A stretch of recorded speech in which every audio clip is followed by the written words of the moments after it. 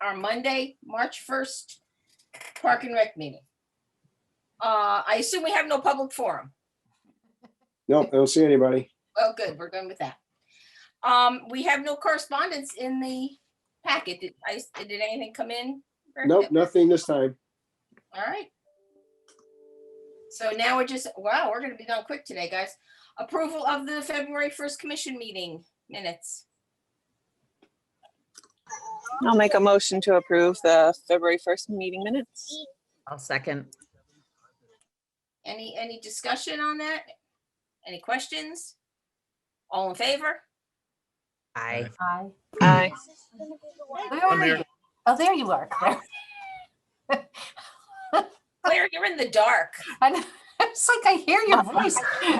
Um, She's here in my office somewhere. I'm in my car, so I may go black because I have to eventually drive my children home. Oh, bless your heart. But I will continue to listen to you. Thank you. Okay, any comments or questions on our expenditures?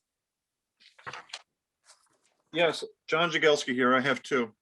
Okay, John, go for it. Okay, number one, under utilities, has a February listing for Eversource for the Bittner building of $400. What electricity would be running at Bittner at this time of the year? So at Binder, because of the COVID restrictions, we have two guys that have been working up in that garage, spreading people out. So we've had to keep the bathroom heated. You know, usually we winterize the bathroom. We have to keep the heat on so the pipes don't freeze. Plus the guys have been working in the garage there. And that's why they're, you know, we don't usually see electric bills this time of year up there. But that's why. Yeah, that's why it was unique for me. So that's why I saw it. Yeah, no, it's good. Okay, the second one is under directly below it under building maintenance for a service call for fire detection testing for $828. Aren't we paying a service contract? Is this over and above the service contract that we're paying for fire and maintenance in the main building? Yeah, we do have a service contract, but yes, it was something, I can't remember exactly what it was, but there's something they had to come out to, yeah, it was just about a week or 2 weeks ago, I think. I know they're there, you know, working on the alarm panel there. We have that in the budget for our 5-year capital plan to replace that. I think next year, I think we have $50,000 in there for that. But I mean, that's part of the reason, which there was something, I don't remember exactly, John, what the issue was, but you know, they had to come and do something beyond what they normally do. Okay, that ends my questions. Okay. Any other questions or comments? All right, then can we get a motion to approve the expenditures for February? I'll make a motion to approve the expenditures. I'll second. All in favor? Aye. Aye. Aye. Okay, reports, department reports. Rick's report, any questions, comments on that? I'll mention just a couple things. Mill Pond, we did open for one day. Yeah. Probably that's it for this year based on what's been happening lately with the weather. But people loved it. Just to, you know, I was there about 5 o'clock that day, and at that point there were about 50 people there. So my guess is that we have, you know, 100 or more throughout the day. People were thrilled to be able to skate. You know, thankful for our guys got out there and got it cleared off, and the recreation staff got the rescue equipment and everything that we need to have there, and the skate guards one day. But you know what? It's the first time in, you know, 2 years. Well, we weren't open at all last year. The year before, I think we had a couple of days, but one day out of 2 years is better than none, I guess. I guess. And then I think I sent you all that notice on number 5 that we got recognition, Yes. statewide recognition for the State Connecticut Recreation Parks Association. They were trying to recognize departments that were Parks and Rec departments that were doing essential services during this COVID time. And we were the first one that they recognized, first time they've ever done this. And it was mainly because of the shopping that we've been doing and the work we've been doing with seniors for the COVID vaccines. So it was nice recognition that we got that.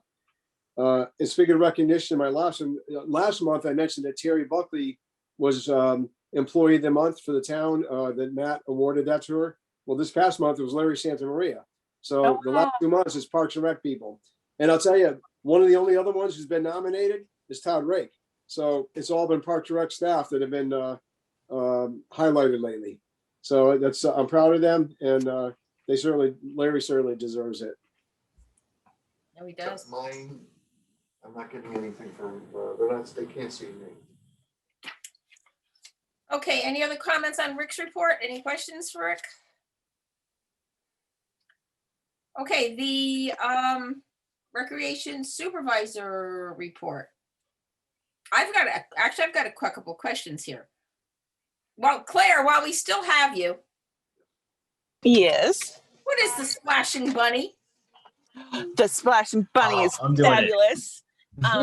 Ellen and Taryn and all of them have seriously gone above and beyond. They are absolutely amazing. They came up with this idea of, obviously the Easter egg hunt's not going to happen. So they have an Easter bunny. You could sign up and the Easter bunny will come to your house and you can take a picture with the Right bunny. now it says stop it Love video. it. Oh, that is so So, great. and as of today, it is completely full and it was just published over the weekend. Yes. Wow. Good So job. It's they 39. are absolutely amazing. Who's gonna 39 be the bunny? houses. Who's the bunny? Somebody. It's the real one. What are you I don't asking? know. Come I'll on. just put it this way. I've seen the Easter bunny head sitting above Connor's desk. And how did the splash into motion? Well, I should wait till the splash pad report, I guess. Okay. And my other question, Rick, we're conducting interviews for summer supervisors. What are we anticipating here for the summer for camp? I mean, do we have any idea what we're headed towards here? We don't know yet. I mean, we certainly are going to run something, even if it's a modified version like last year with Like last year's? 40 people. But, you know, and Nick, you may know better on this, but the governor is claiming that, you know, pretty much all ages are going to be vaccinated by May.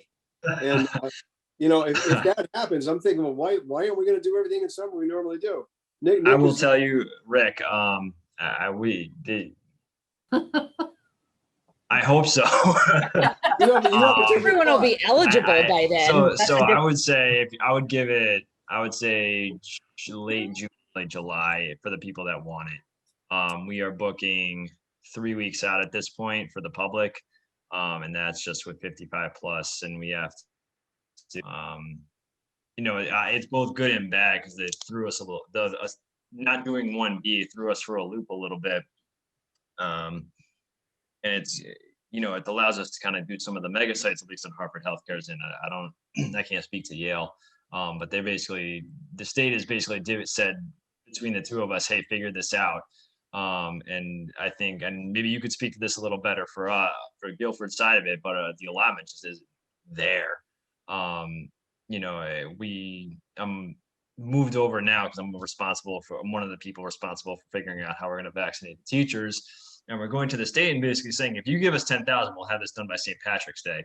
And they're not listening. And we're hoping that they eventually figure it out, because we literally have to go to them every day and say, how many are you giving us so we can continue to work on this. But I think May 1st is the last group. I would say, you know, it'll be a trickle by July 1st, would be my guess here. Only going to grow is my concern here, because, you know, we've done 55, which will be a decent amount. But the 35, 45, 25 is going to be massive. So I just wonder if we're already 3 weeks to a month out for booking some of these sites, you know, where's that going to leave us when we get to these age groups? Yeah. So what I've suggested to staff, Rose, is that they plan, you know, modified spring like we've been doing. In the past we've done a spring and summer brochure. I said just do. Oh, excuse me, Suzanne's just entering here. Let's do just spring for now. We'll do modified, and let's hold off a little bit. Maybe in April we'll figure out what are we doing for the summer. But we'll definitely do something, whether it's a reduced version of camp like last year, or full steam ahead. We don't know yet. But we're going to separate the programs out by not doing spring and summer together right now. Okay. So we're hopeful. But no matter what, we're going to have at least some staff, you know, like we did last year. All right. We had to limit it to 40 kids, and it was at the high school. It worked out very, very well, but certainly not the same. It's not really Camp Monuckatuck. You know, it's not what it has been down at the beach. Right. Rick, are you still doing the vaccinations from the health department? Mm. So we did 220 today. Yeah, I saw that. And most of those were teachers, 100 from Guilford, 100 from Oh, Madison. good. And we had 20 seniors that we still had on a list.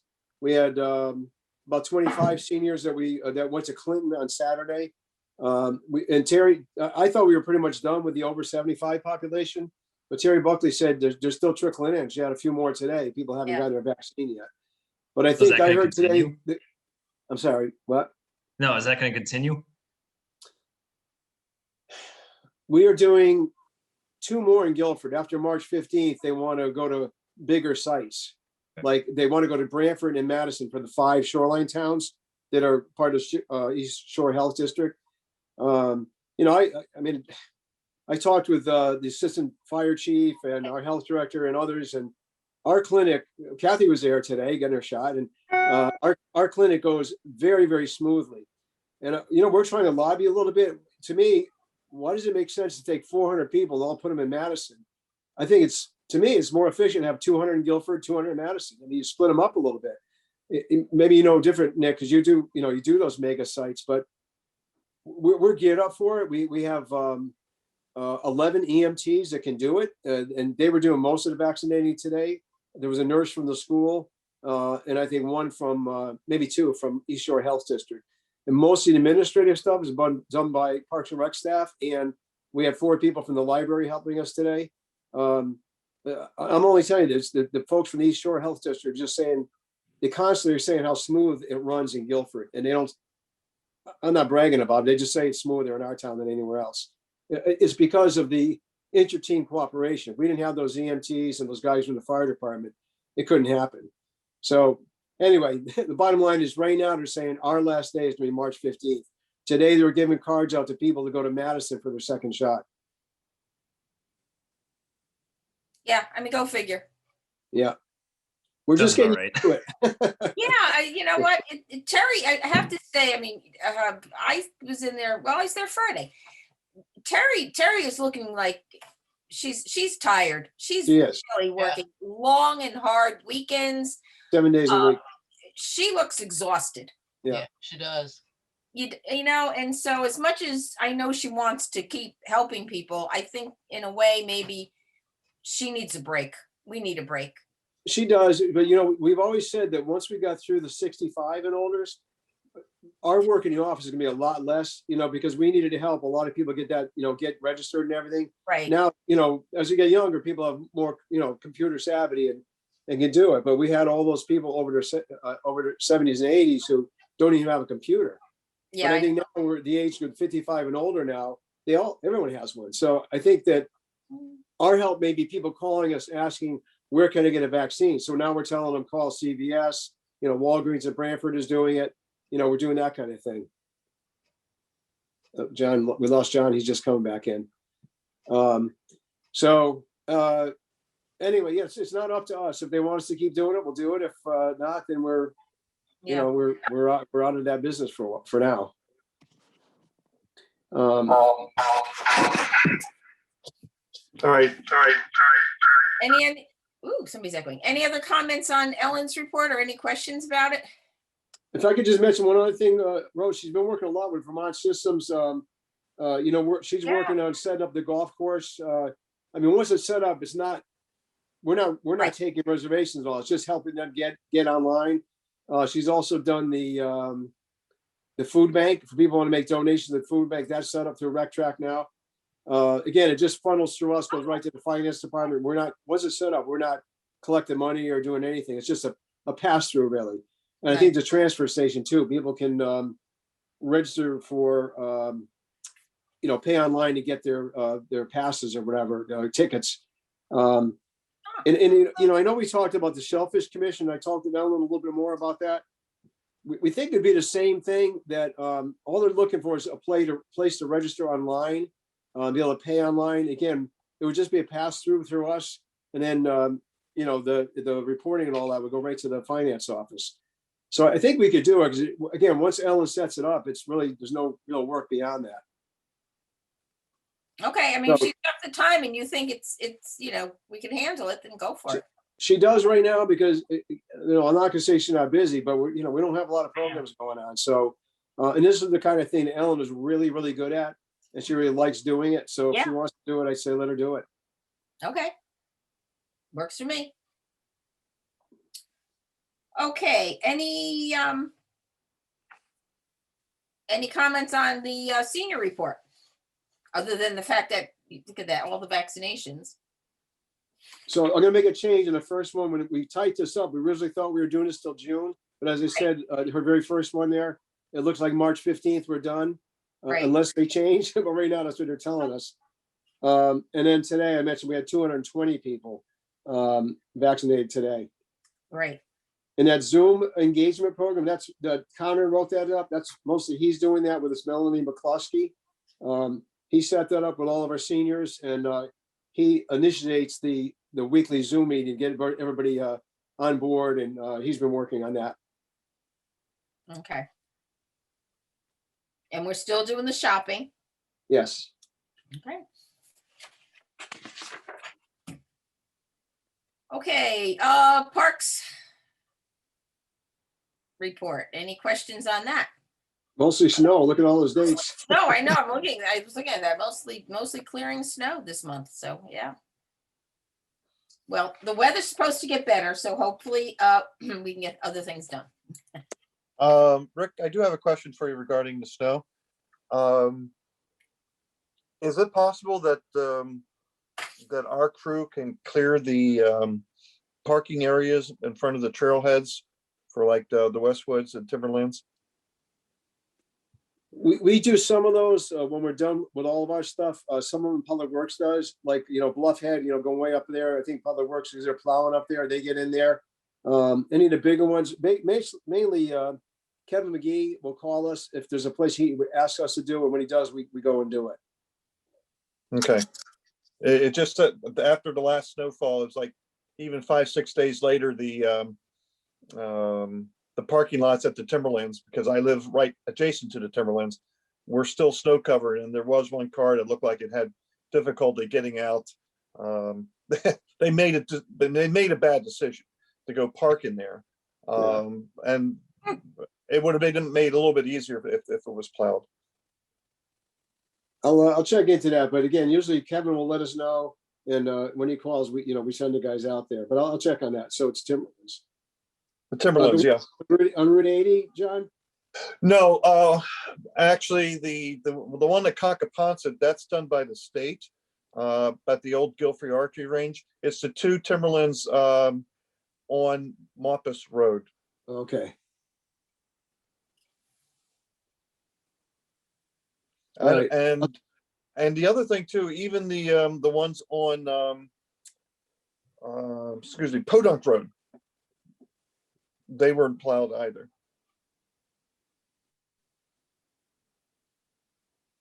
Okay. There are 3 on Podunk Road, at least 2, maybe 3. Is Podunk Timberlands, or is that part of East River Preserve, or the backside? That's part of the East River Preserve. Yeah. Okay. I know what you mean. Yeah, by Squall Road or Squall Lane. Yeah.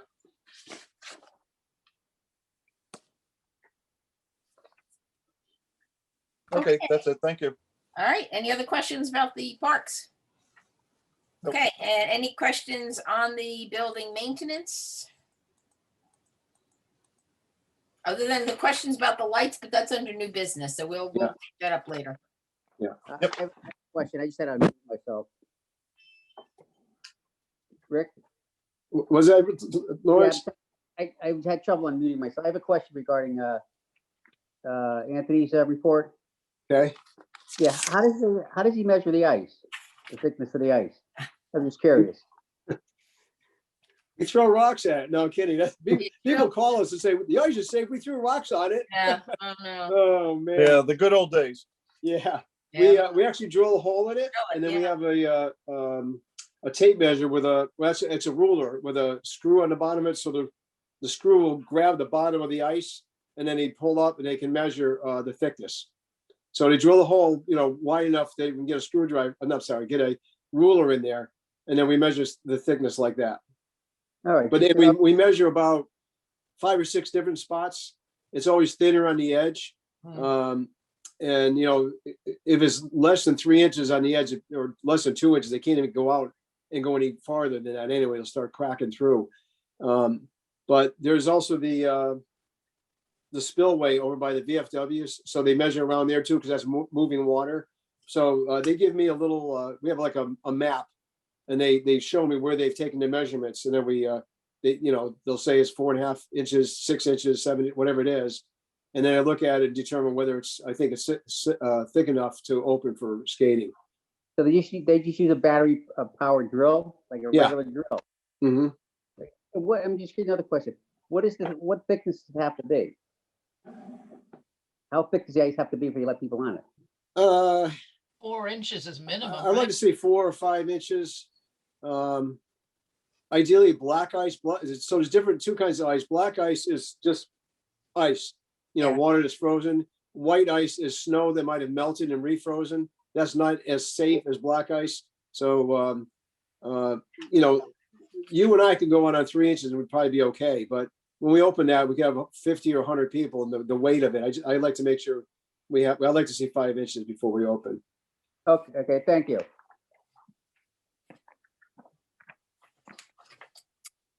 Okay, any questions on Todd's report? Nope. All right. We'll save the lighting to the end. Okay, reports on commission, standing fields, anything happening? Yes, they are. Standing Fields has made the recommendation to move forward with the replacement of the high school field. The infill that they have suggested and recommended that we move forward with is black crumble, but it's covered with acrylic, so that it would be less risk of any type of noxious fumes evaporating into the atmosphere. Now, this is not encapsulated, but it is covered, so it is safer. The players seem to like it more. We have some endorsements from 3 other towns, Sage Park up in New Britain. Rick, you can help me with the other ones. I've unfortunately forgotten them.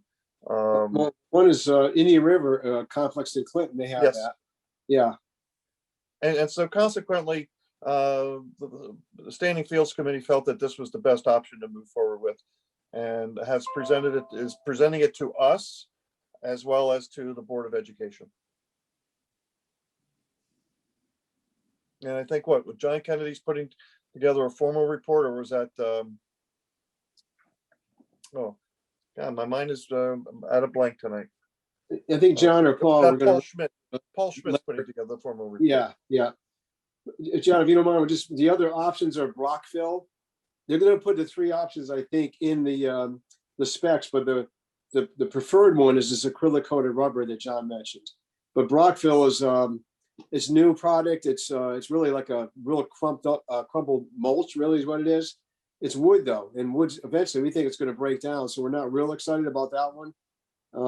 And then the third option was the EnviroFill, which is the acrylic coated sand that's on the new synthetic turf field, which most of the players say they don't like it very much.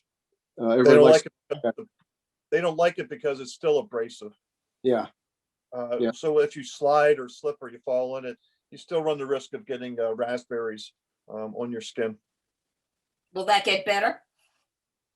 They like the first, the reports that we have is that they like the acrylic coated crumb rubber better. That sports prefers that. Right. Okay. Are we paying for part of this, or no?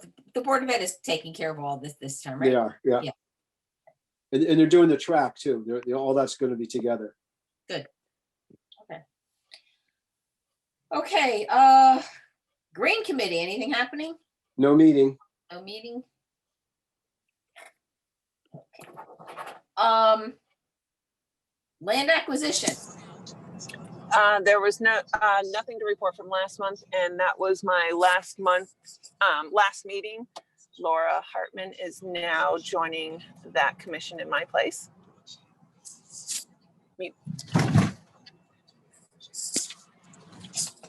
All right, well, we got you, Claire. Splash pad, how did it go? Or how we- Splash pad. I don't have all my notes in front of me because I'm driving, but Yeah. we are still finishing up Splash into Motion. That was people signed up and we're tracking their walking, riding, just their motion for the month of February. And each week, whoever tracked the most miles or steps were awarded a gift certificate from restaurants and stores around town, and that was successful and people seemed very excited about it. Like I just said, we sold 40 spots of the Easter Bunny visit.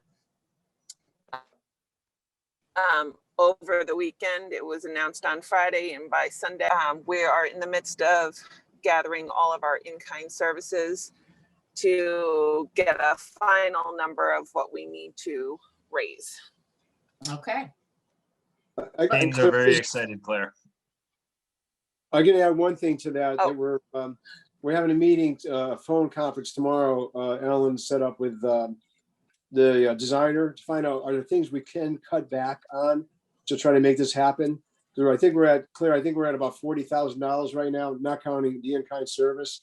The original estimate was like 150,000. That's a long way to go. So we want to see if there's some things that we could maybe not do right now, but do in the future. So anyway, we're gonna have that conversation tomorrow. I don't want to say I kind of handed this over to Ellen to sort of represent the department on this. I think it's good for her to get involved with the project, and she's been excited about it. So I'm pulling back a little bit from it and let her sort of lead it. But I'll, certainly be there with guidance and helping out with it. But it's gonna be more of her. She'll be the more of the contact from our department. But even if we do it in stages, we could think about that. Right. That was going to be my question. Is there a certain amount?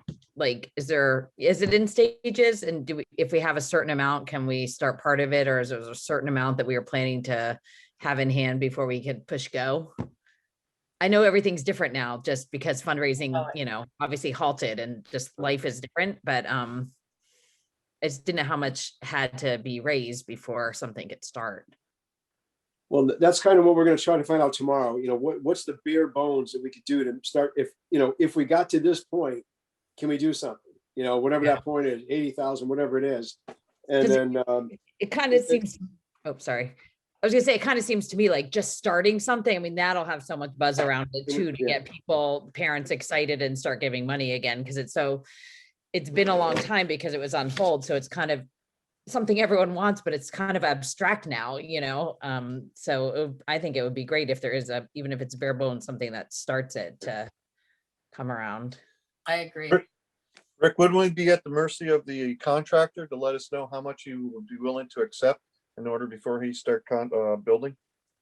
Well, we don't have a contractor yet, so that's where we're going to meet with the architect tomorrow, or phone conference to find out, what do we need to do here? What are the things, if we look at the budget, can be cut out, to get something going? And what's a realistic, to make it worthwhile? Realistic minimum. Yeah, what's the realistic minimum, right? A big cost is going to be the concrete pad. I mean, that's going to be a lot. And the plumbing to go under, whatever plumbing, you got to do that before you do the pad. And so,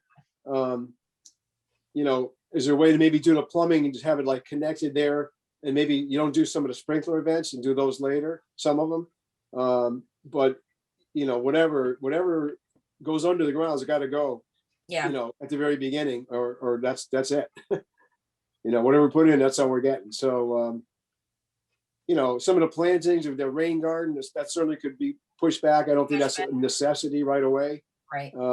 We were hoping that Garara Landscaping was going to do that, but I think they committed to Ellen today. I think about $2,500 for the walkway, which I think is from the playground to the pad. I think that's their estimate, and they'd be willing to do that, at their cost. So that's a nice in-kind service. Absolutely. Are we going to be? I don't recall if we had decided that we were going to do bricks in a walkway like they had done up at the Little League, or they had done over at Melissa Jones when they put in the new playground. Is that something that we had considered?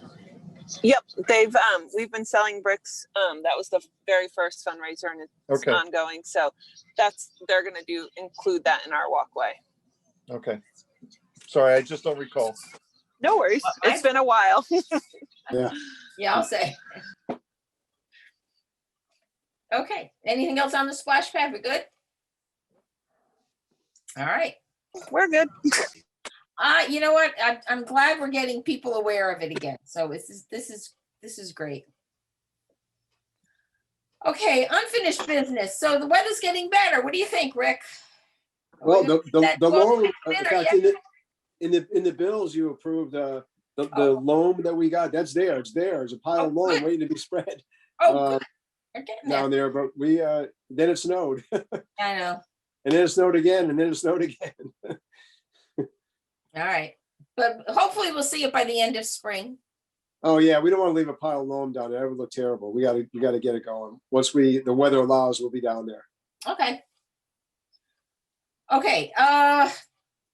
The last month we talked about whether we were going to or whether we should allow the soccer group to charge admission. So Rick, you did talk to Peter, so I'll let you. Yeah. So first of all, I talked to my peers in Madison, Branford, and Clinton, and all of them said they don't allow, other than the high school, they don't allow any groups to charge admission to any town facility. And I talked to Peter Barrett, our town attorney, about it, and he pretty much without hesitation said not a good idea for a lot of reasons. One of them being that it's a town facility. You can't let an outside group charge admission to a town facility.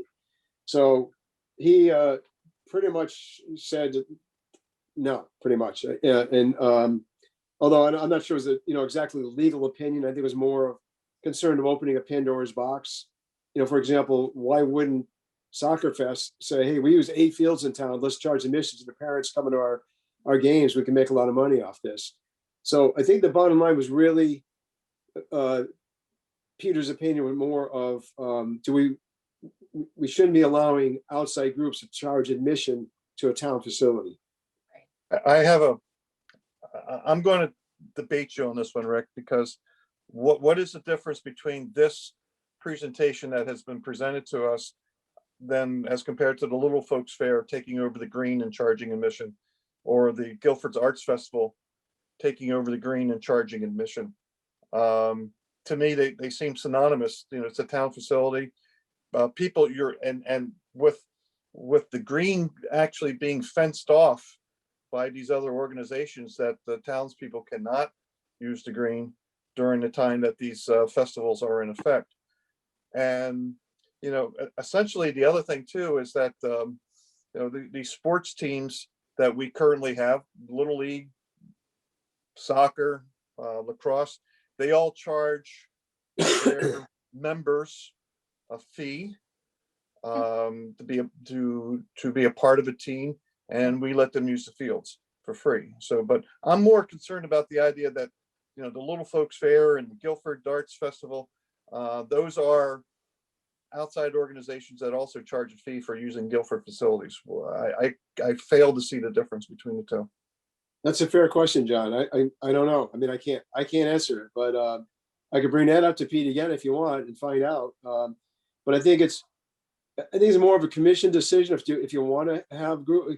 I mean, I talked to Ed Green, who's the one that's wants to bring this team in. I think everybody agrees it's a great idea. This could bring very high level soccer to Guilford, like Division I women soccer. He said it'd be kind of just a step below pro, really. I mean, it'd be very, very good for the town. I don't think anybody would argue that. But the problem is, in the conversation with Ed, he said, well, the high school charges. But I said, well, there's a difference. A high school, that program goes back to the high school to, the town sports group. Rush is a for-profit organization. And I said, a way around is charge your players like you charge everybody else, but they're not. They're the women. I think all the women in the league, all the teams in the league are not charging the players. So he doesn't want to charge if they're not charging at Springfield or wherever these other teams are. So I get that. I agree. I think it'd be great for Guilford. I think it'd be a good thing if they could play there. but it's just, what do we do about that fee? Or do we, if they want to voluntarily ask people to, donate, can they do that? Just like pass a hat in the bleachers. There's one thing I did mention to them, you might make more money that way because they're charging $5. Somebody might say, oh, here, I'll give you 10. This is well worth it. This is a great game. I'll give you $20. You know what? They might actually do better. But he said that the purpose is not to make money. It's only to pay for the referees because they're not charging the girls and to help recoup some of the costs for the field rental, which we do charge the rental of the field. But I did let Pete know, he was aware of that. We were charging for the use of the field. But Johnny, you raise a good point. I mean, I don't know if there's a difference. I don't know. Yeah, my point, if the town attorney tells you it's not a good idea, I mean, I can't see. You're also not, you would also be the only, if out of the entire shoreline, we're the only one that does it, that something doesn't sit right with that. I agree. And I think what we said last time or however long we've spoken about this, that we don't know what other doors that opens to. We just don't know what we're opening ourselves up for in the future. I mean, I am curious about the little folks fair and the art thing, but like both of those I think have been going on for years and years and years. I mean, it's almost like, is that grandfathered in or something as a different scenario? I have no idea, but I fail to see what future risk that we would be entailing with an organ, because we're, as I say, we're currently doing it right now with the census, say like the Ed Hobson's Sting program. We charge them for the cost of using the fields and for their tournament in August. And he in turn charges the teams that are coming in to play a fee for being a member of the tournament. So, I mean, the precedent is already there. All we're doing is just rearranging the semantics of how it's being done. But I don't. Let's say, for argument's sake, let's say we all agree we're going to start charging for, we're going to allow people to charge to use the charge admission, right? So we're obviously, to me, I don't know, maybe I'm wrong. We're going to have to go to town hall and tell them, hey, look, we're going to start charging. We have to get the town hall's permission, I would imagine, to be able to allow these people to charge admission. Am I correct? Like, we just couldn't do that on our own, or could we? Could we just say, hey, we're going to start charging, and town hall doesn't have a say in it? That I can't imagine that we would possibly be able to do that. Well, I think we would incur the wrath of town hall if we did not, Yeah, so I mean, and if the town attorney is saying, well, no, it's not a good idea, I can't imagine that we're going to override the town attorney and say, we're going to start charging no matter what you're saying. That doesn't make any sense to me. But John, I see a difference in my paying to allow my child, Right. I pay for my child to play is totally different than me being charged to go in and watch something. That's what I was going to say, Rose, is that I think it is different. Sting might make money, or they're definitely covering their costs on charging the players, but that's different than if this is supposed to be something for the town. It's actually charging the people of the town to support their team, not the players. And I'm not arguing, because it does seem like a cool thing and that it would be good to go, but it is different than, I think, when organizations charge their players. I don't know. Well, let me give you some other precedent in here too.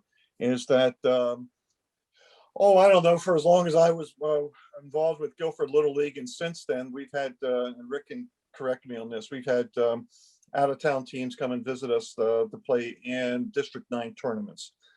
We even had a state championship here. I think it was about 2, maybe 3 seasons ago, where Stanford was playing somebody from up north. And yes, we did not charge Guilford Little League for the cost of the field, but Guilford Little League in turn did, like as Rick has suggested, pass the hat around in order to, and we do that. We used to do that at every tournament game. The hat was passed in order to defray the cost of the running the tournament, which was for free hot dogs and drinks for the players and coaches and the umpires. So, the other thing I had suggested, and Ed Green was agreeable to it as well, rather than if an attendance fee was not palatable to our commission, that maybe we would consider maybe a donation to the Guilford Food Bank. You bring 2 cans of food, and that would be collected, and that would be your entry into the Bittner Park area. So, I mean, again, I really find it hard to differentiate between ourselves and the Little Folks Fair. I mean, that money that the Little Folks Fair is collecting is not going to the town of Guilford. So, and Lawrence, not to disagree with you, I think Mr. Barrett is wrong in that regard, and where he's ignoring that. Well, if we're gonna, like I said last meeting, if we're gonna allow people to charge admission, the town owns the field. We better be getting a cut. I mean, like, we own You the are getting a field. cut. We maintain it. So You are if getting they're a gonna cut. charge You're getting a admission, cut. we're not getting a cut. You're already getting a cut on the cost of the rental of the field and the cost of any extraneous expenses such as lights. And that's part of the Fields Use Committee that we had put together a couple of years ago to explore the situation. We have a contingency for it. The only contingency that we did not consider at the time was if the field that was being rented out to a outside organization, whether or not they wanted to make the consideration of charging attendance. We didn't even think about that because we never thought it was just not on our radar. Right. Well, I think, running it past the town attorney, if he doesn't think it's a good idea, it's probably not wise for us to do that. Did you run past him, Rick, the idea of letting them pass the hat and make people make donations if they want? I can't remember if I discussed that specifically with him or he thought about it afterwards, but I personally, I think that's different, that way no one's being told they have to pay to get in. Right. But if volunteer, because I asked youth football, that was the only group that I wasn't sure if they charge a fee on Sunday mornings for games at the high school. They said they don't. But they do have a donation thing. If people volunteer, if people want to donate, they can. Kind of like passing the hat, same idea. So, I mean, that people are doing that. As John said, they do it Little League. So, I mean, I don't see that's a problem if they wanted to do that. As I mentioned, they might make out better.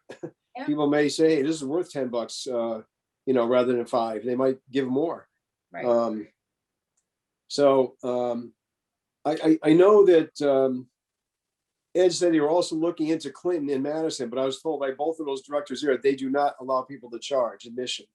So if he can't do it here, he's not gonna be able to do it in those towns either. So he'd have to go somewhere else. I know he'd prefer to be here. He likes Bittner Park.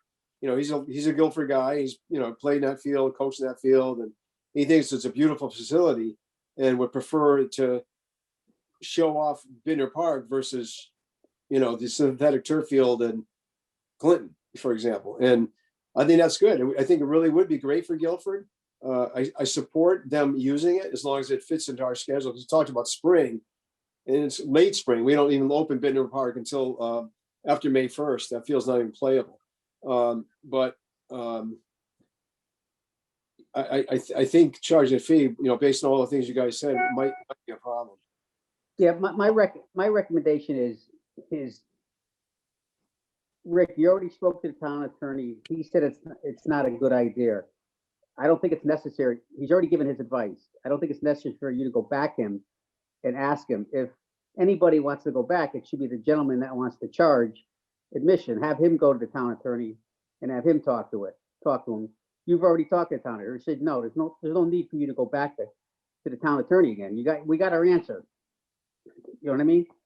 Again, repeat myself, have the gentleman that wants to charge admission, have him go talk to the town attorney. It's not for us to go back to the town attorney. We already got our answer. He said no. End of story. True, but John, you do raise a good point about the green. I mean, you're right. They do charge for things there, and they block it off. But well, the gentleman that's wants to charge admission, he can use that argument with the town. That's not for us to use the argument. That's his argument. We're done. I'm sure they pay a fee though to use the town green. They do.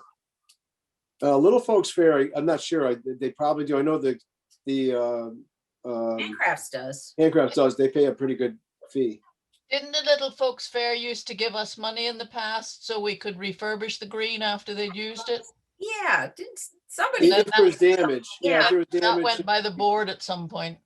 I think one year they had, I don't know, pony rides maybe, and they made, Yeah, and they chewed up all the grass. yeah, it kept going in a circle, like one of those pony rides where they don't go, they just go around, around, around a circle. And I think they gave money to reseed that. And But they used to give us like $2,000 or something to refurbish the green after they destroyed it. yeah, So what I'm hearing though, I guess is the consensus is that we do not allow people to charge admission. Am I hearing that from most people? Well, then just as a sidebar to that is that the Standing Fields Committee had deferred this decision to the Parks and Recreation Commission.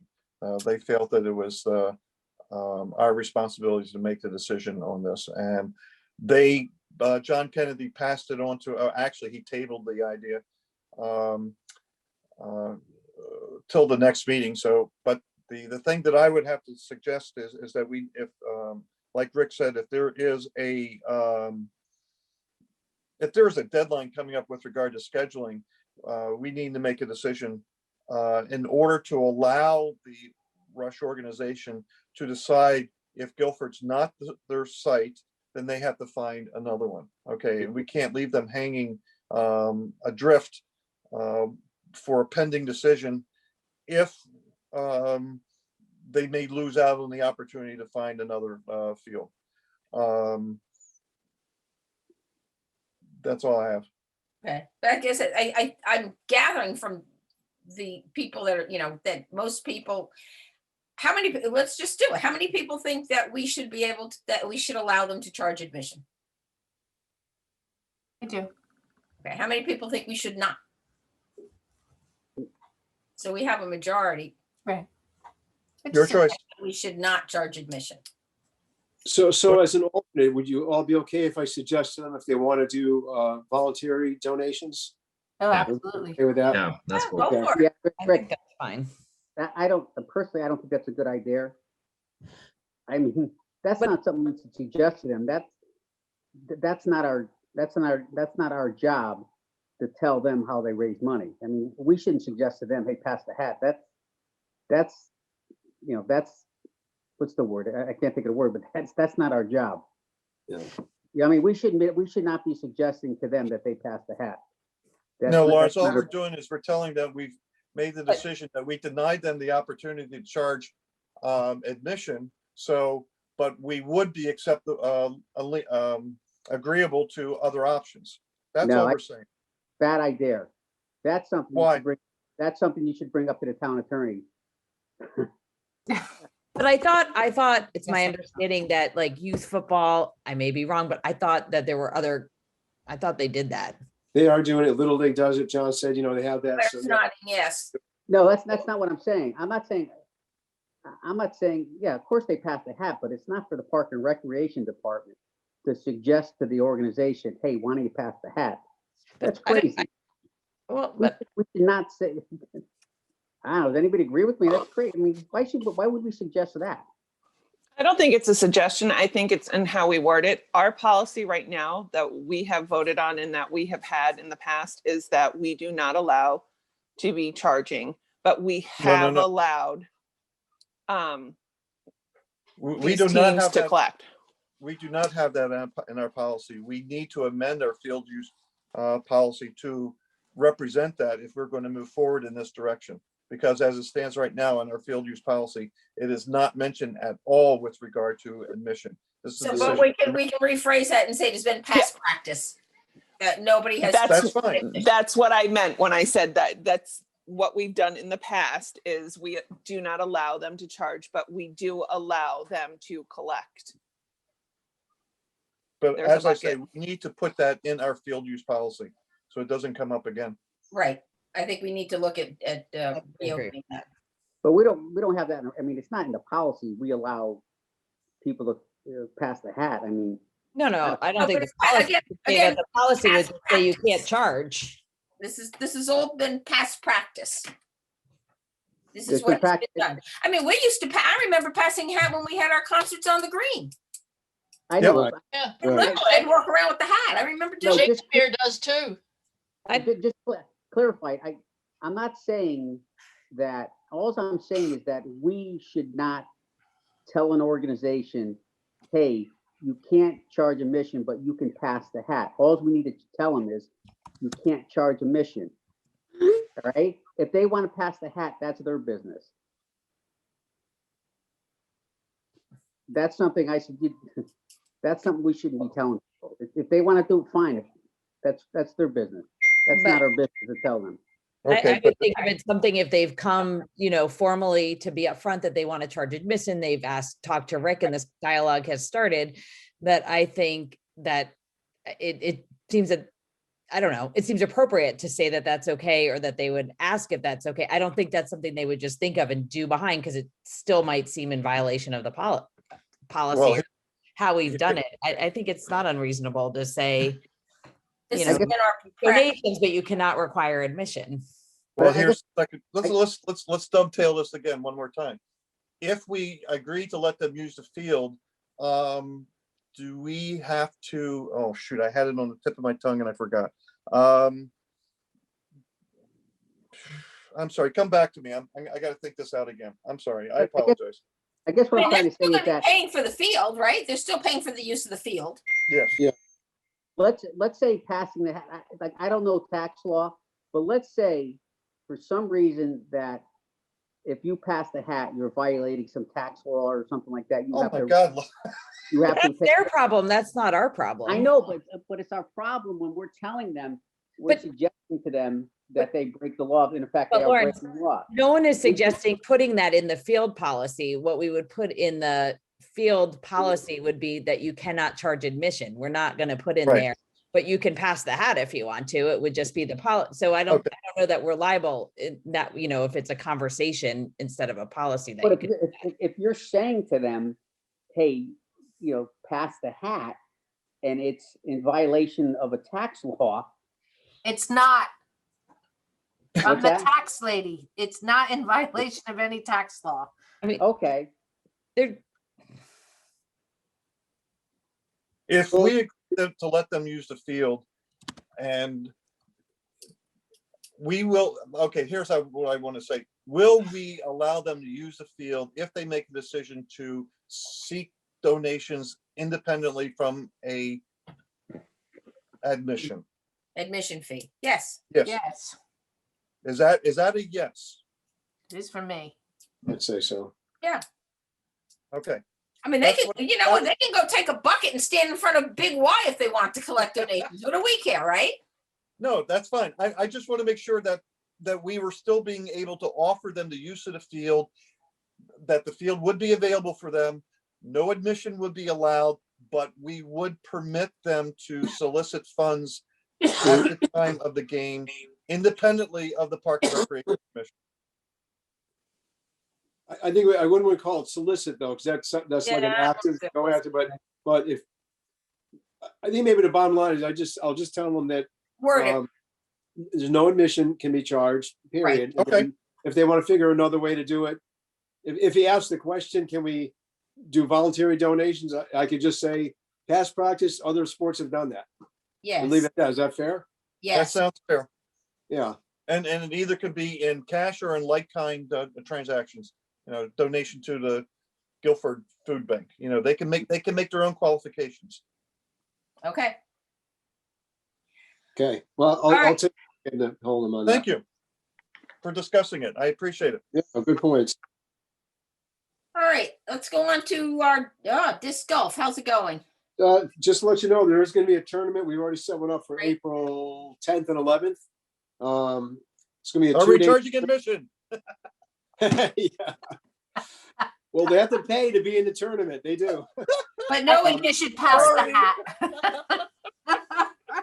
We're going to pass around a disc. We're going to put you up there, Laura, with the bucket. Listen, I can sell ice to an Eskimo, so give me the bucket. Give me the bucket. But it will raise money for the disc golf course. If the number of people play that Craig Smolin, the designer, thinks they can bring, we could raise $3,000 that weekend. It'll go back to the disc golf course. So anyway, it'll be a 2-day tournament. The first day, Saturday, before like a pro-am tournament. And then on Sunday, it would be strictly, more recreational.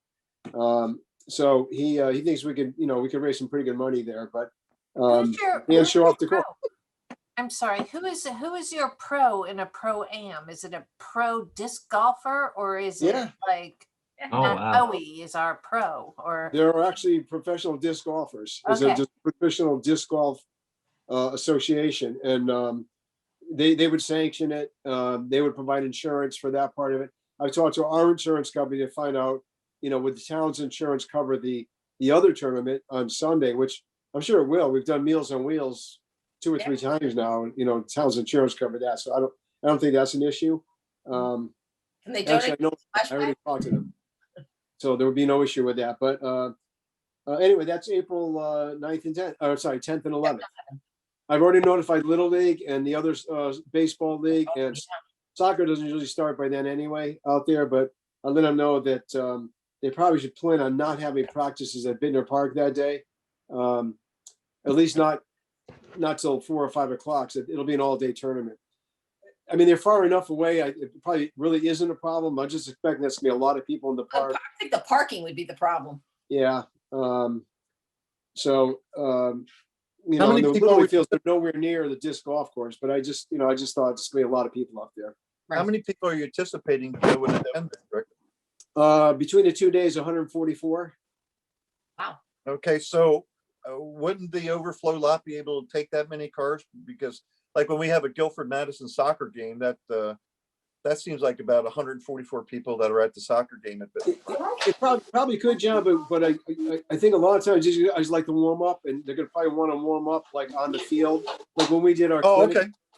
All right. we did them on the Little League field. They practice throwing and warming up. You can't do it in the woods, so they need an open space to do that. I'd rather that time of year.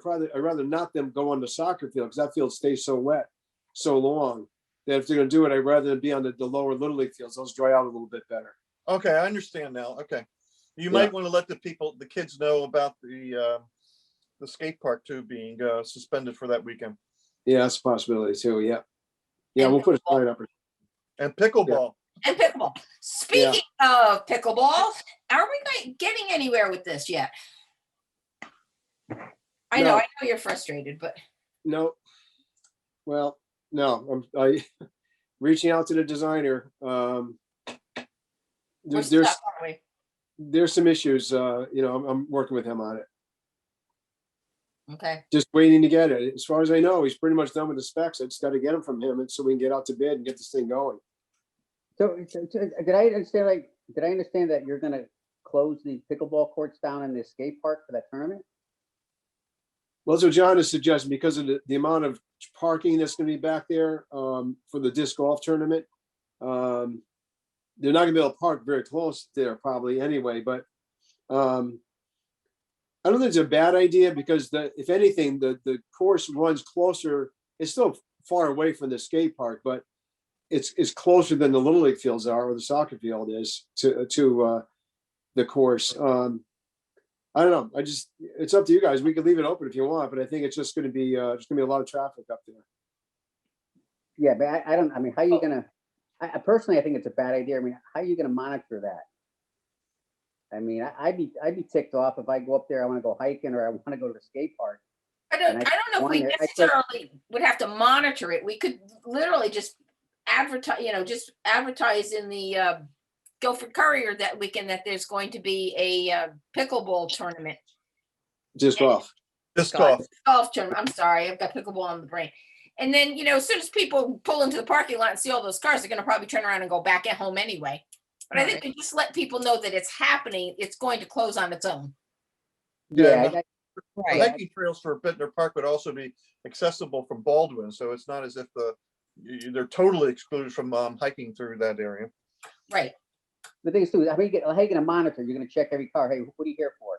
Oh, you're here for pickleball. No, Oh, I you don't can't think we're come going in. to do, I don't think No. that's the intent, Lawrence, at all. I think the intent basically is to just sort of put the word out, that it's probably not going to be a good idea to come up and do this.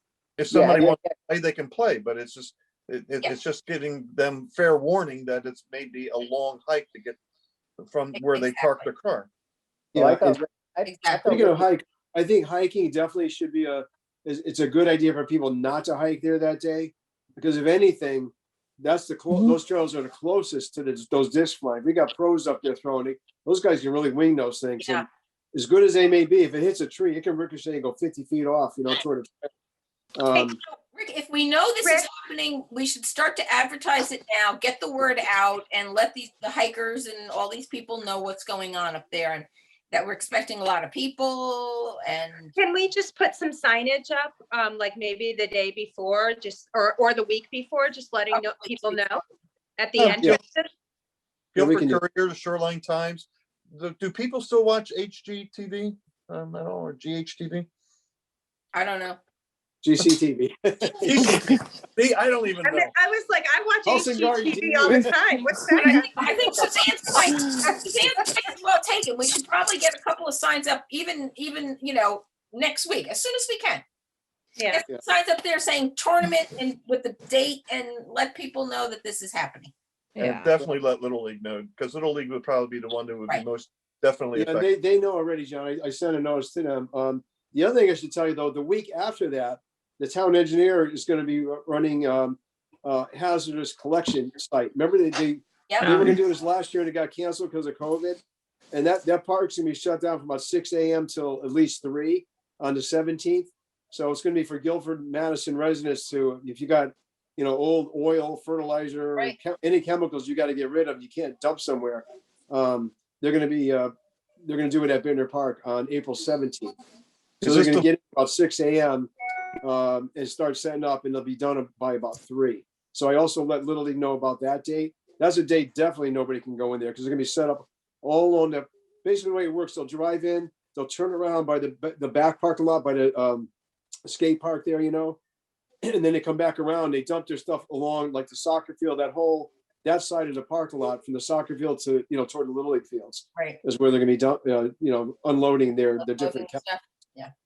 stuff. So that's going to be on April 17th. So that one will definitely got to advertise also in advance. Right.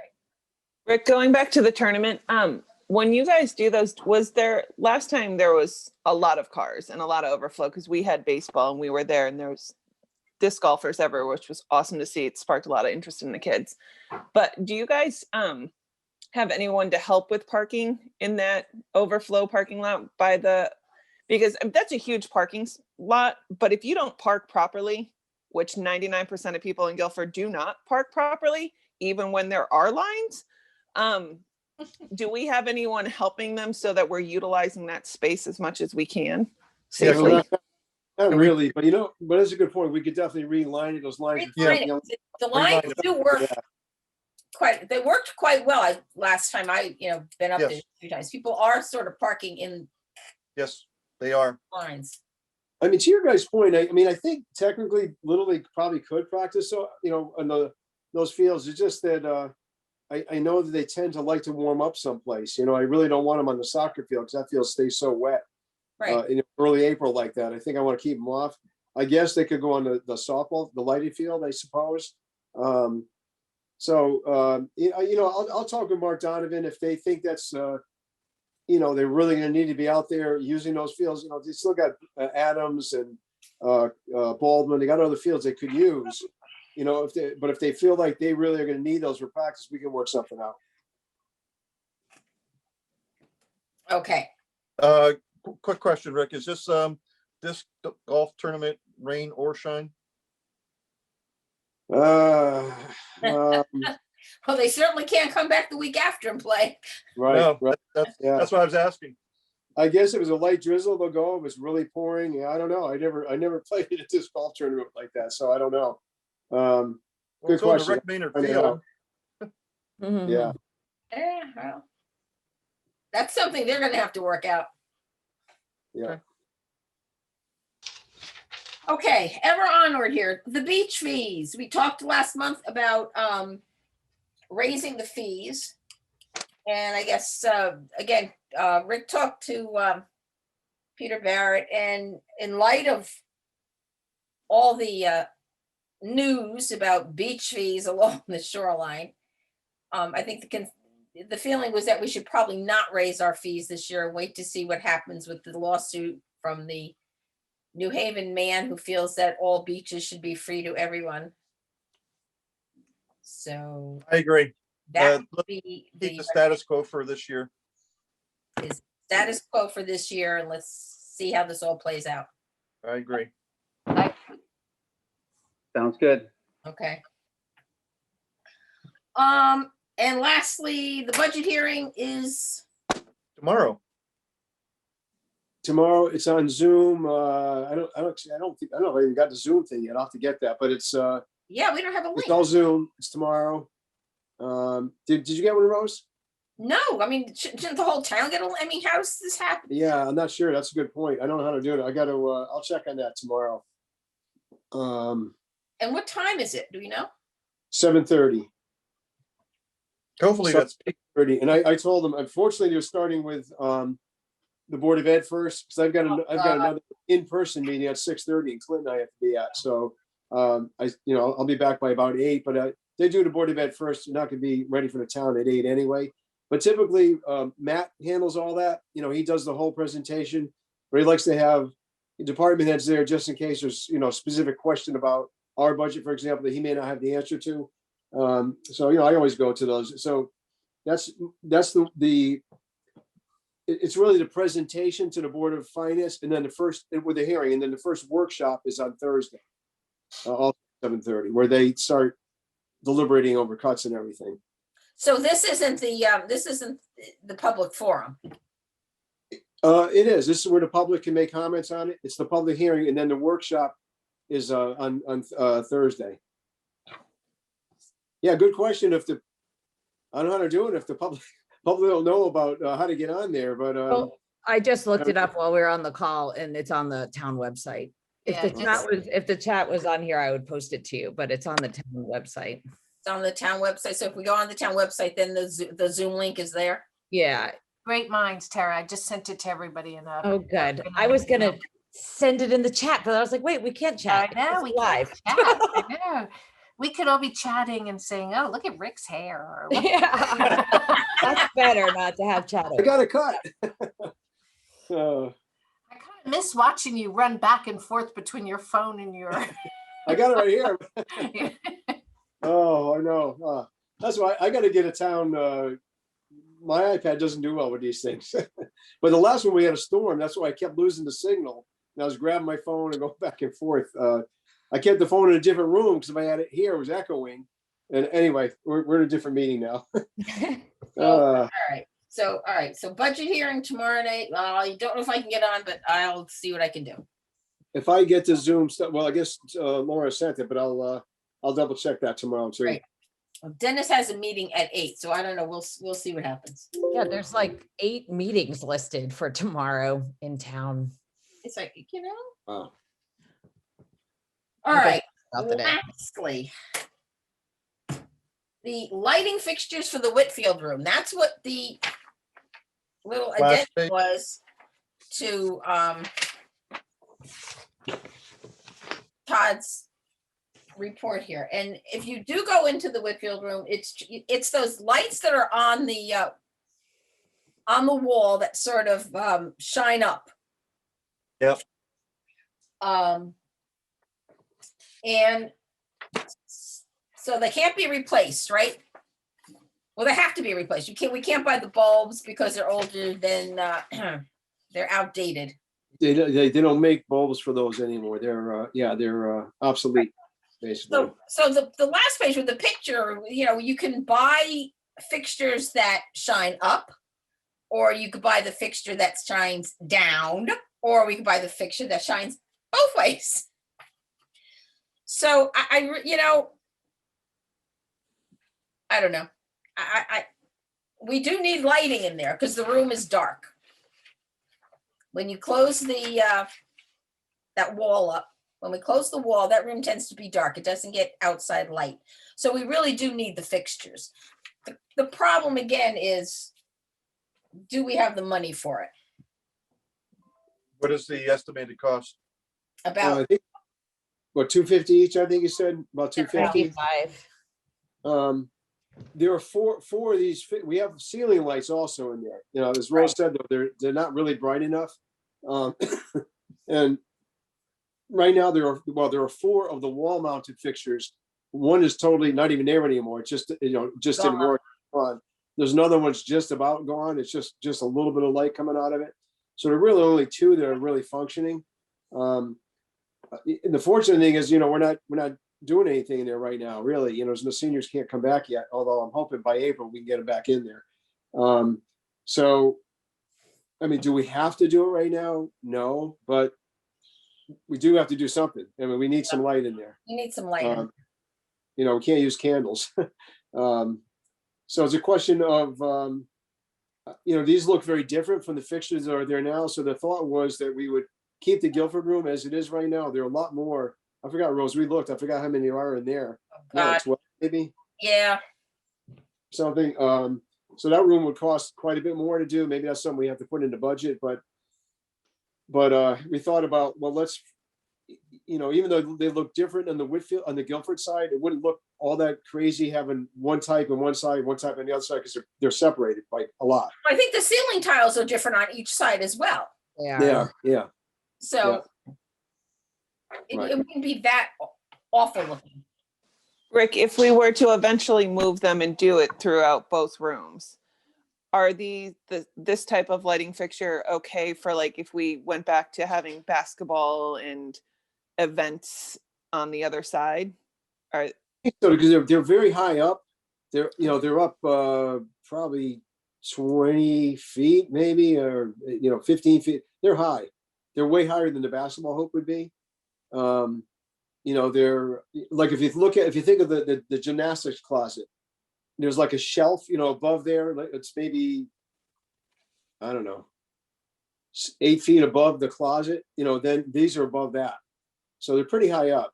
They kind of shine up to the ceiling, and the idea is they reflect off the ceiling, and that's how you get more light. So they're pretty high up there. Are these halogens or? I think they're LEDs. Yes. LEDs. Right. So they use less electricity. They don't burn hot. There are other options, but this is the one that Todd and Steve Neidorf kind of looked at. They sort of like the kind of light this gives, and this is sort of what they were recommending. What are they replacing? Are they replacing incandescents or floodlights or? Well, they're called, what are they called? Sconce lights. Sconce, okay. Well, what I'm replacing those, and they shine up, the ones that we have now. Yeah, the ones we have now only shine up. Okay.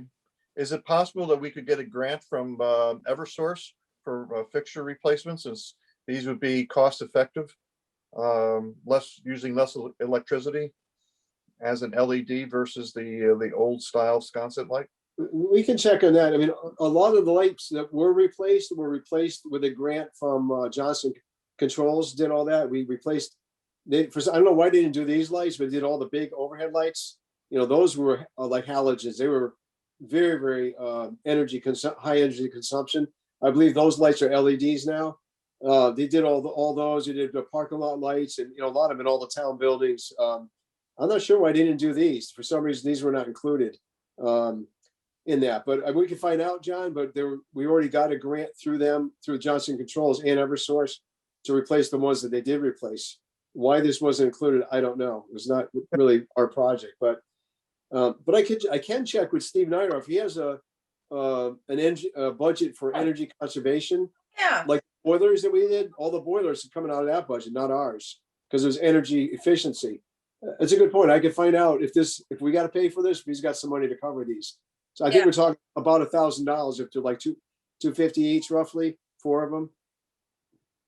Now, even if the town, like you say, even if the town is receiving some type of grant money for the entire town for energy conservation, right? It seemed like at least explore the opportunity. Yeah. So I guess what we're looking for, if you guys like, if you like the concept of these lights, if so, go ahead to get them, and then we'll find out if we can get the price covered, through some of those other sources. The hard part is, unfortunately, we can't tell how brilliant the room will be with any of the style that we have. as to how much illumination is going to be in the room.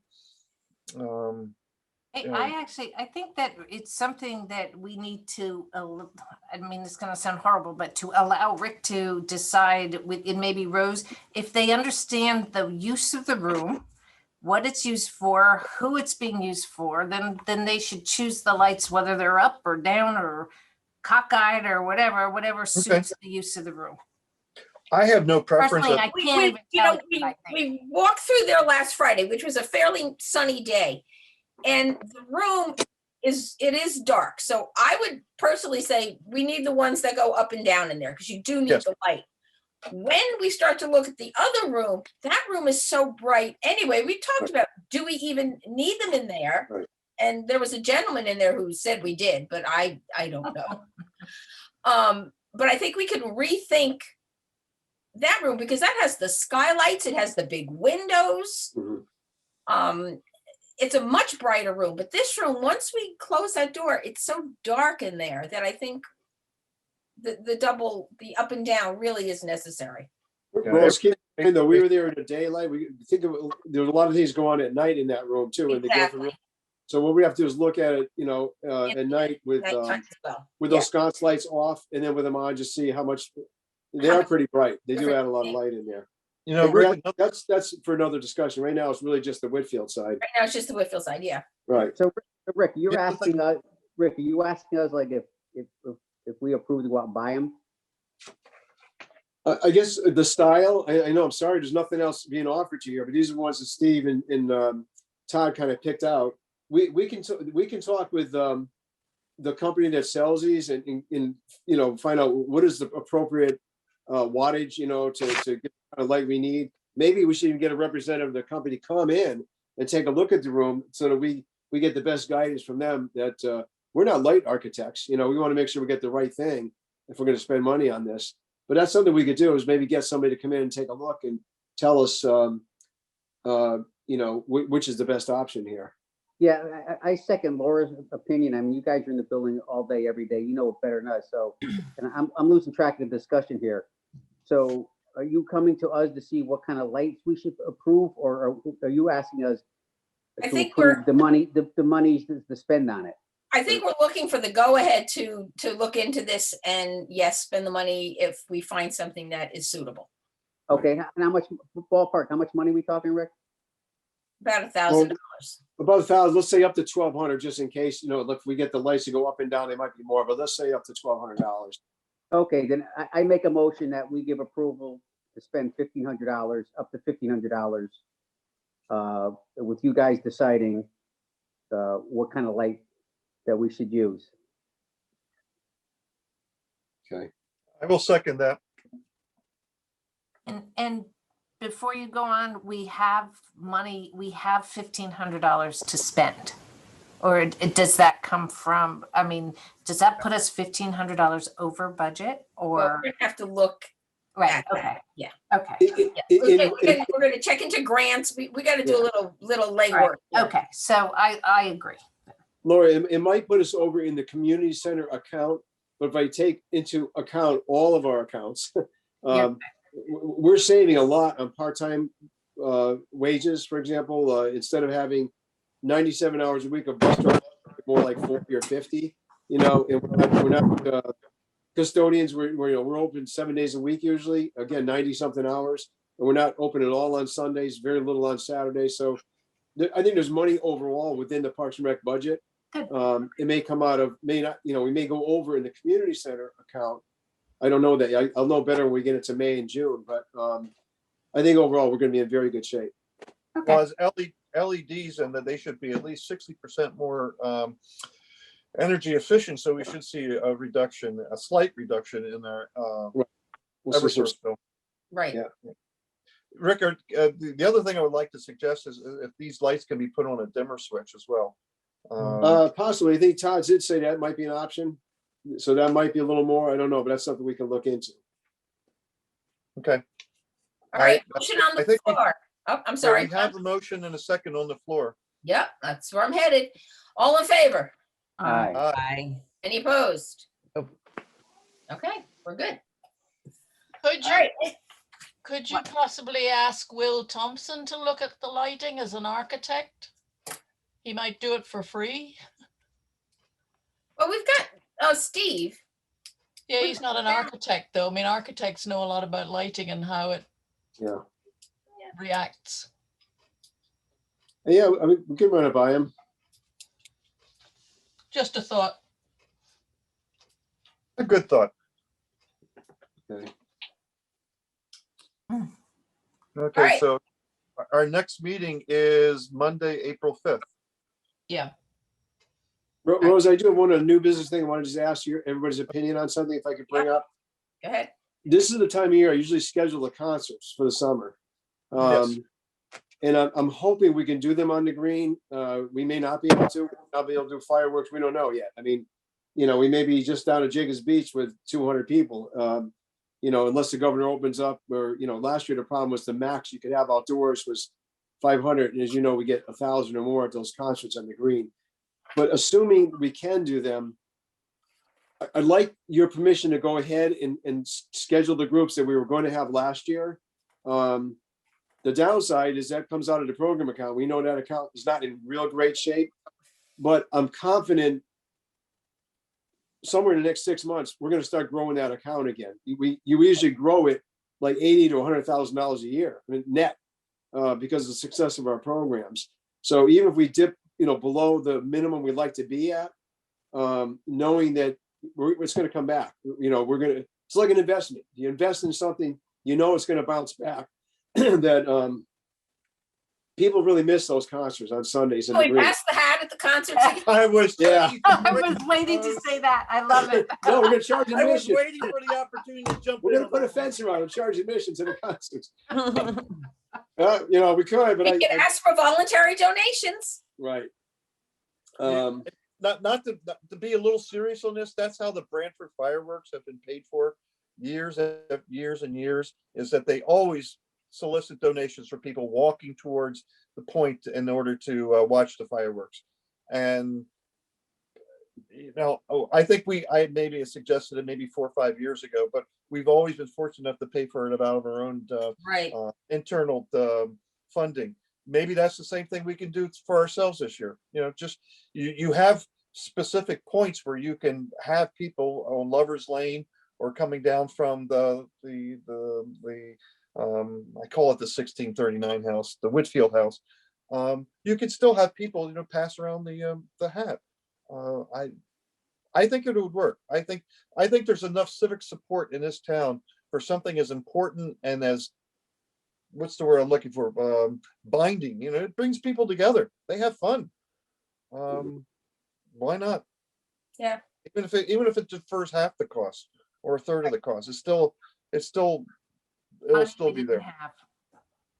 The concern really is will we be able to have groups that big, that large? And that's what I think that was part of the thinking of the Board of Selectmen when they cut the money out of our budget for the request, was that, there's a pretty good chance we can't even have the fireworks, and that may still be, but most of these big concerts are in August. I think we have a couple in July, but the bigger draw ones are in August, and I'm really hoping by then we're going to be more out of this and ready to go. So why? Nick, what you feel that May is probably not realistic, but I mean August, it's another few months out. I'm hoping we can get there. Yeah, I think if the people who want to are going to be able to by that point. Why don't we just have an abbreviated year of concerts and just do August and not do anything in July, just to be safer? Does it cost us anything to book these people? Do we have to pay them anyway? Well, we last year we put it the bigger bands need a deposit, but we got it all back last year because we had to cancel. And if for some reason we could do the same thing, we put a deposit out, and if we have to cancel because the governor's not still letting more than 500 people, then we'll get our money back. All right. Oh, then who cares? Rick, do you recall the name of the groups that you were planning on bringing in? Oh, yeah. I don't know if I have the names. One of them was a Monkeys tribute. All right. Eagles. All right. That I could do. there was a group called, it used to be called Billboard, but they do all hits from the 70s. Man, who's the other big one? I gotta look back. I can't remember. But we had four larger. Simon and Garfunkel was one. Just a duo. It was just a Simon and these guys are amazingly good. And there was one more. I'm losing what the last one was, but we had 5, I think, 5 or 6. Bless you. Thank you.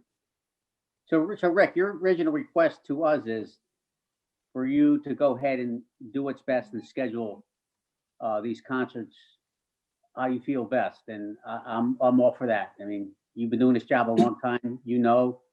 My vote is go for it. Again, my only thing is I'm being totally upfront is that we're lower in that program account than we've ever been because we haven't had any revenue coming in, but we'll dip a little lower if we do these, but I'm confident we're going to get that back. At some point, we're going to be back to normalcy. We're going to have camp, we're going to have aerobics and all the programs we have. And I think it'll come back. Like I said, generally our net revenue is a lot. It's $80,000 to $100,000 a year net. So, we're talking about, I don't know, maybe 15,000 is what we spend on these concerts. So I think, we're going to get it back maybe 6 months from now, maybe a little longer, but we'll get it back. And Well, go Rick, for it. Go for my it. personal opinion is go for what you can get. Yeah. And then schedule them when you can. And I don't see a downside risk on this, especially if the governor is going to be the governor like he was last year and take away the right to assembly. But I think we should just continue with it. Okay. All right. Appreciate that. Thank you. All right. Any other new business? Rose, just a quick question. Our next meeting, like John said, is April 5th. That is considered Easter Monday. Are we using that Monday or are we going to another? Oh, the following week is spring break. Oh. Well, we don't want to do it spring break week. No. No. So I didn't know Any if that was reason a why we conflict would for not do anyone. it? Plans. Any reason why we would not do it on the 5th? I'll be here. So I yeah, just wanted to make sure that everyone knew that it was Easter Monday. If anyone celebrates and whatever, that we know ahead of time. Claire, I was raised Catholic. I don't even know what Easter Monday is. Neither do I, but I know it's on the calendar. oh, it's on the Catholic calendar. They sent me a Catholic calendar. It's a Monday. I guess it's the Monday after Easter. Yeah, I never understood that. But it's on there, so I always feel like I need to ask to make sure if anyone actually knows what it is and do something that day. Because Am I supposed to be doing something Monday? If I am, let me know. We will let you know. in 42 years, I don't know. So your guess is as good as mine. If you were living in England, it would be a holiday. Yeah. You said I was gonna Christmas say tree that, up? Kathy. Every day's a holiday. There are more bank holidays in England than I've ever seen in my life. Hey, we're You not got a stupid. Christmas tree up. And my Christmas tree stays up from December till 4th of July. The kids decorate see it that. each holiday. Beautiful. And then it goes away for the summer and then it comes back. I love it. It's nice to see. Hendrix used to do that. His wife would come in and decorate for every holiday, and then she didn't have a summer. She decorated for the summer as well. Come on, Claire, you keep going. Halloween. Well, we do 4th of July. Okay. It's a red, white, and blue tree, and then it's down. Because then we're not here. You put it up for Halloween then and start then? Nope, Christmas comes out December 1st or right after Thanksgiving. I love it. My fence lights are still on And I love that. numbers are gone. They look, You know, I finally this took year the you- wreaths off the house yesterday on the weekend because they still looked rather Christmassy. But no, my fence lights and garland are staying on until, I guess, till we're back in full, almost till we're back in full swing. Yeah. I mean, you need a little cheer out there. I'm sorry. Yeah. I Yeah, agree. just something to lift your spirits. So. Yep. All right. Any other business or do we get a motion to adjourn? I make a Motion to adjourn. I'll second it. I'll second, third it, fourth it. All in favor? Aye. Hi. Good night, everybody. Happy Easter. Hey, Right. Bye, Claire, buddy. Everybody. I'm gonna Kara. stop recording.